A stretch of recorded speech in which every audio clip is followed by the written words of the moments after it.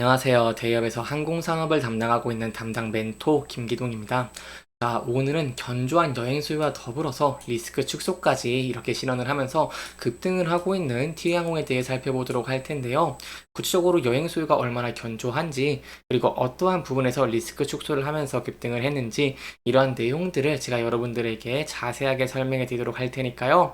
딱 5분만 집중한다고 생각하시고 지켜봐 주시면 정말 감사하겠습니다. 이번 시간에 일단 수익성이 높다고 할 수 있죠. 일본, 베트남, 필리핀의 여객수가 급증했다고 하는데 여기에 대한 세부적인 내용 저와 함께 살펴보도록 하겠습니다. 아무래도 티항 같은 경우에는 계속해서 실적에 대한 기대감이 증가를 하고 그에 따라서 주가도 견조한 모습을 보여주고 있기 때문에 이러한 내용들 함께 알아보는 것이 중요하다고 볼 수 있겠고요. 이제 그 이후에 이제 장거리 노선을 단거리 노선으로도 투입을 한다고 하는데 이렇게 함으로써 수익성이 강화될 수 있을지 저희가 어떤 부분들을 봐야 될지도 함께 살펴보도록 하겠습니다.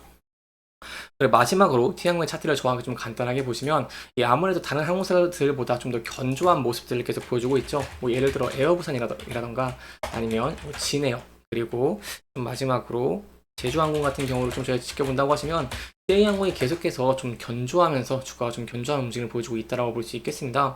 그래서 이런 견조한 움직임은 여러분도 아시다시피 뭐 유럽 노선 이간이라던가 아니면 수익 수적인 측면에서 다른 항공사들 좀 압도할 것으로 기대가 되면서 이렇게 상승하고 있는 모습을 보여주고 있기 때문에 어떠한 면 때문에 좀 상승을 하고 있는지, 그리고 또 하락을 했을 때 리스크가 어떻게 해소가 되는지 이런 내용들 지금부터 좀 자세하게 설명해 드리도록 할 테니까요. 영상 시청해 주시기 전에 구독과 좋아요 한 번씩만 눌러 주시기를 부탁드리도록 하겠습니다. 일단 제가 여러분들에게 리스크적인 요인 말씀드렸습니다. 유가가 가장 중요하다고 말씀을 드렸는데 일단 매출 원가의 30%를 차지하고 있다 보니까 항공유, 특히 ET항 같은 경우에 좀 큰 영향을 받는다라고 말씀을 드렸습니다. 하지만 금일 좀 긍정적인 소식이 있죠. 바로 이렇게 3달러 정도 하락을 했다는 것인데요. 그렇기 때문에 최근에 이렇게 주가가 하락했던 것은 뭐 원달러 환율 상승이라던가 아니면 유가 상승 등 불확실한 요인으로 주가가 좀 반영되면서 하락을 했는데 이러한 면이 현재 좀 축소가 되고 있는 상황을 보여주고 있기 때문에 주가도 좀 긍정적인 모습을 보여주고 있다라고 볼 수 있겠습니다. 그래서 이러한 내용들 제가 좀 현재 좀 아는 것이 중요하다고 할 수 있겠고 앞으로의 전망도 함께 살펴보도록 하겠습니다. 최근에 일단 이렇게 유가가 떨어진 이유가 뭐냐라고 한다면요. 일단 이란 그리고 이제 이스라엘의 전쟁의 이런 긴장이 좀 최악의 국면에서 벗어났다는 인식이 좀 나왔다라고 볼 수 있겠고요. 이렇게 나오면서 공급 부족에 대한 우려가 좀 자들었습니다. 그리고 또 추가적으로 말씀을 드리고 싶은 게 미국의 이제 원유 재고를 좀 보면 되는데요. 미국 같은 경우 현재 생산량이 가장 많습니다. 그렇기 때문에 이제 이런 미국의 원유 재고를 살펴보는 것이 중요한 것 같은데 미국의 원유 재고가 자체도 좀 크게 늘었기 때문에 이러한 소식에 좀 힘입어서 유가가 좀 하락했다라고 볼 수 있겠습니다. 구체적으로 이제 이란, 이스라엘 좀 간단하게 설명을 드리면 원래는 조금 확전에 대해서 좀 우려를 저희가 많이 했지만 현재로서는 추가적인 확전인 기미가 나오지 않고 있는 상황이다라고 볼 수 있겠고요. 그리고 이제 이스라엘이 고통스러운 방식의 보복을 하겠다고 밝히기도 했지만 좀 구체적인 실행 방향이 나오고 있지 않기 때문에 조금 이제 리스크가 축소되고 있다라고 볼 수 있겠고 이 미국 원유 재고 같은 경우에도 270만 배럴 증가했습니다. 지난주에. 그렇기 때문에 이 월가 예상치 140만 배럴보다 증가하면서 이렇게 원유 가격을 좀 하락을 하고 있다라고 볼 수 있겠고요. 따라서 이러한 내용들이 좀 T형의 주가에 좀 영향을 끼치고 있고 이에 따라서 이러한 내용들 어떠한 변동사항이 있을지도 제가 여러분들에게 계속해서 전달해 드리도록 하겠습니다.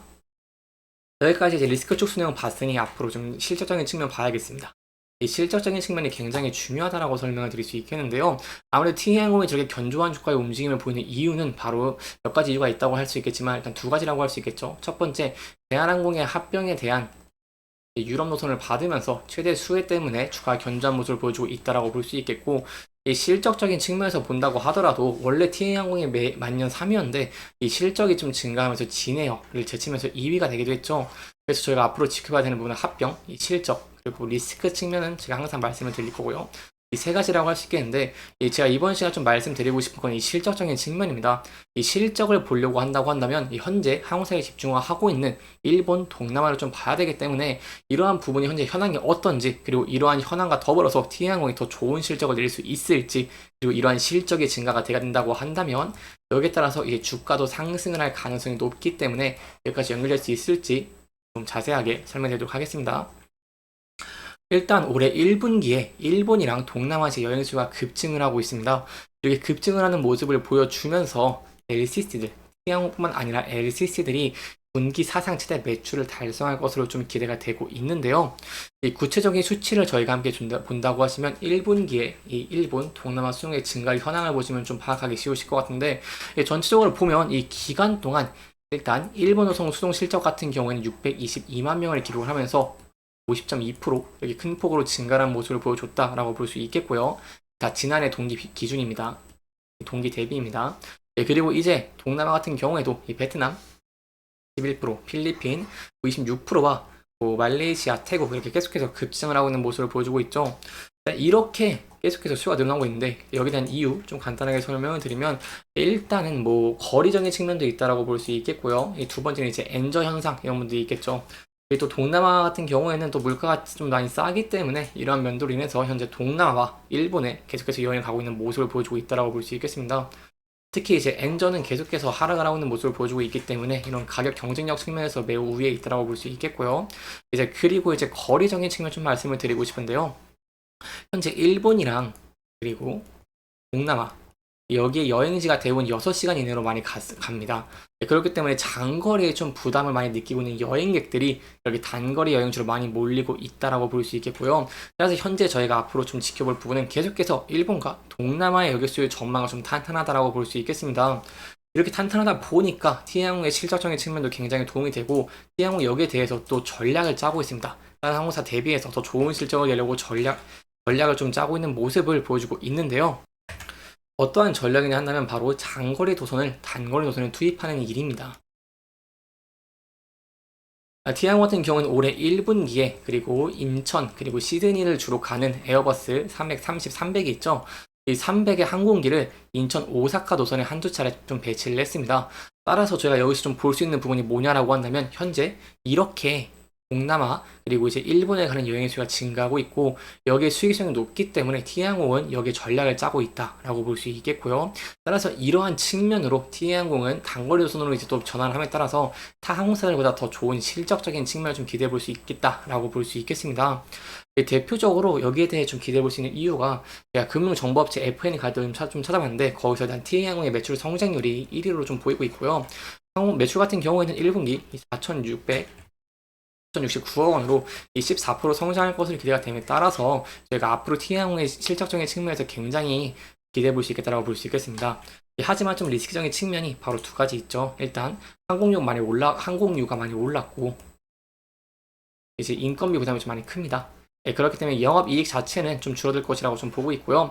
영업이익은 일단은 이 FN 가이드에 따르면 일단 14.4% 줄어들 것으로 보이고 있기 때문에 영업이익이 견조할 수 있을지 아니면 감소할지 이런 내용들은 저희 계속해서 좀 지켜보시는 게 중요할 것 같습니다. 여기까지 T항공이 좀 수혜를 입을 수 있는 부분들 그리고 리스크 해소로 인해서 좀 상승을 했다는 내용들 함께 봤는데요.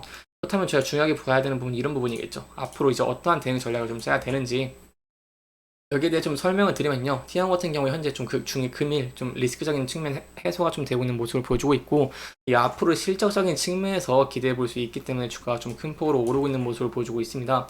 따라서 단기적으로 장기 이평선 480일선을 돌파하게 된다고 한다면 저희가 앞서서 저항을 받았고 매물대가 있는 이 2,900원대를 돌파할 수 있을지 저항 받을 지역을 함께 지켜보시는 게 중요할 것 같고요. 이 부근대에서 좀 리스크적인 측면에서 부각되면서 하락을 하게 된다고 한다면, 제가 좀 전에 지지를 좀 받았던 차트 좀 크게 보겠습니다. 전에 좀 지지를 받았던 구간대에서 지지할 수 있을지 여부를 함께 지켜보시는 게 중요할 것 같습니다. 그래서 여기에 대한 내용들이 주가의 변동폭이라던가 추가적인 내용들이 있다고 한다면 제가 또 여러분들에게 자세하게 설명해 드리도록 할 테니까요. 이 영상 지켜봐 주시면서 구독과 좋아요 한 번씩만 눌러주시기를 부탁드리도록 하겠습니다. 이렇게 이번 영상은 티항공의 이 리스크적인 우려 좀 축소, 그리고 이제 앞으로 저희 기대해 볼 수 있는 추가적인 실적 증가 이런 내용들을 조금 짚어보면서 진행을 했고요. 해당 영상은 개인적인 의견이 많이 들어갔기 때문에 투자자분들의 주관적인 생각과 해당 내용을 토대로 현명한 선택을 하시면 좋을 것 같습니다. 이렇게 영상 잘 보셨다면 좋아요와 구독 부탁드리면서 오늘 영상 마무리하도록 하겠습니다. 끝까지 시청해주셔서 감사합니다.